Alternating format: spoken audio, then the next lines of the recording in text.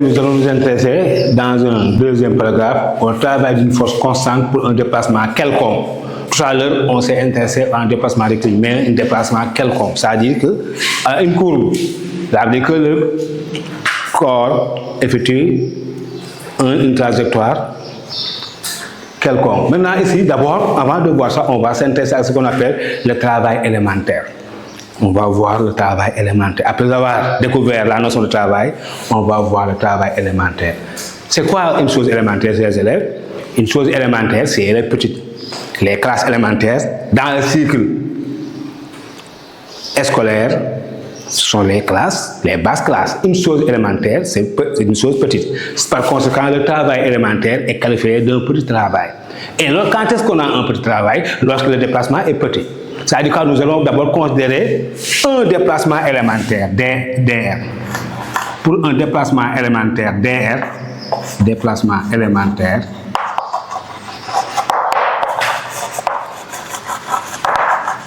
nous aurons un travail élémentaire dw. Déplacement, travail élémentaire. Le travail élémentaire est noté dw. Et quand est-ce qu'on peut parler de travail élémentaire? Si le déplacement est petit. Pour un déplacement élémentaire, c'est-à-dire pour un petit déplacement élémentaire d'une force, le travail occasionné effectué est appelé travail élémentaire. Et dans ce cas, le travail élémentaire dw est égal à F scalaire dr. D'accord.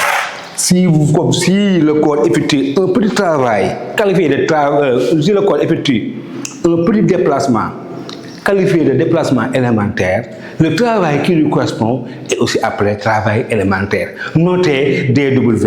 Ici, le symbole petit d, la lettre petit d symbolise l'élémentaire. La lettre petit d, dr, déplacement élémentaire. dw, travail élémentaire. La lettre petit d symbolise l'élémentaire. Donc, pour un déplacement élémentaire dr,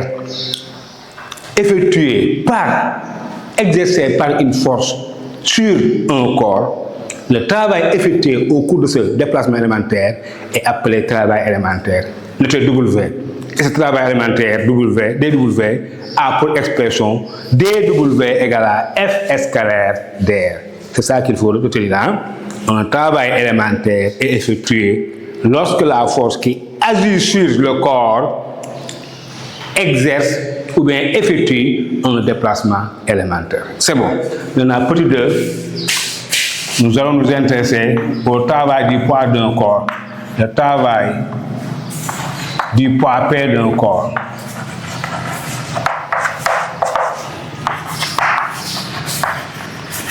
Le travail du poids P d'un corps.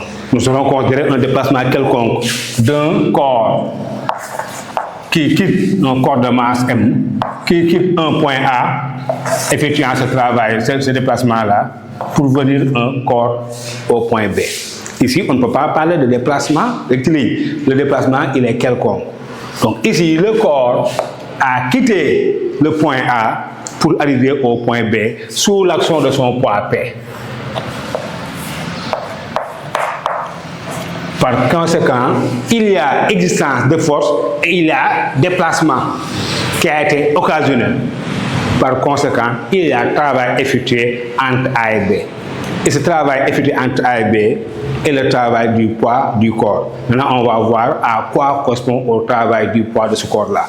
Maintenant, ici, nous allons considérer un axe, un système d'axe OIK, d'origine O, d'axe X et Z, de repère OIK.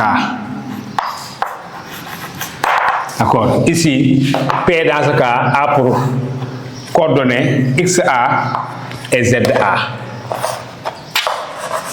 B a pour coordonnées XB et ZB. Par définition, chers élèves, W de P de A vers B égale à quoi? Par analogie à la première leçon, égale P scalaire AB. égale à P scalaire AB. D'accord, P scalaire AB. Et ici, on va décomposer P dans le repère OIK. Donc P aura pour coordonnées PX et PZ. Px égale quoi? P est verticalement descendant. Ça veut dire que P n'a pas de composante suivant l'axe des X. Donc Px égale à 0. L'axe des altitudes est dirigé vers le haut, P est dirigé vers le bas. Par conséquent, P suivant Z égale à quoi? Égale à moins P.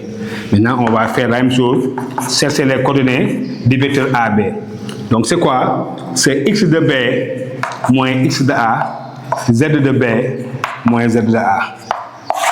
D'accord, donc ici, nous aurons W de P de A vers B égale à Px facteur de X de B moins X de A plus Pz facteur de Z de B moins Z de A. D'accord, maintenant, Z de B moins Z de A, cette distance-là, cette hauteur-là, je l'appelle H. La hauteur de chute, je l'appelle H. Appelons H la hauteur de chute du corps de A vers B. Maintenant, ici, on a W de P de A vers B. Ces élèves égale. Px égale à quoi? C'est 0. Donc 0, là, on aura 0. Pz de c'est combien? C'est moins P. Donc on aura moins P facteur de Z de B moins Z de A.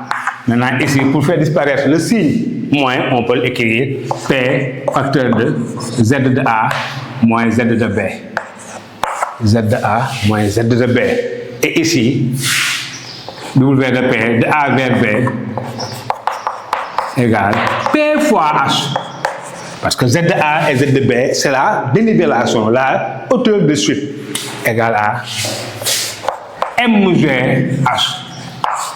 Ici, depuis la classe de 4e, on sait que le poids est égal au produit mg. M, c'est la masse du corps. Et G, c'est l'intensité de pesanteur du lieu où est placé le corps. Donc, on a la W de P égale à mgh.